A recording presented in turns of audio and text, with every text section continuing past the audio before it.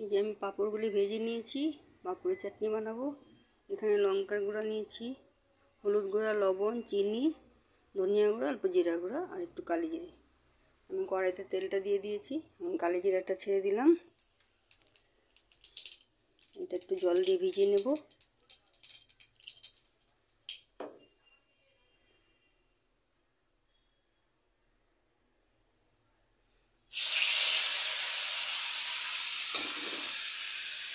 আর একটু জল দিয়ে দেবো।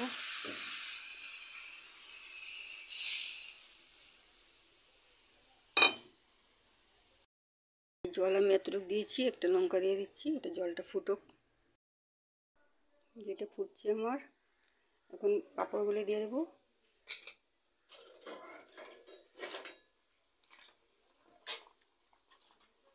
আপনারা চাইলে সেঁকে নিতে পারেন, সেঁকে নিয়েও এটা ভাজা করা যায়। হয়ে নোক, তারপরে দেখতে খাচ্ছি।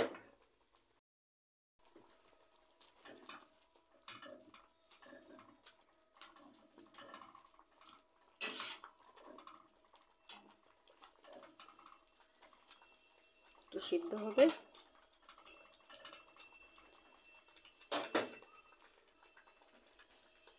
পাঁপড় তো এমনি এমনি ভাজা সবেই খান, এইভাবে একবার খেয়ে দেখুন।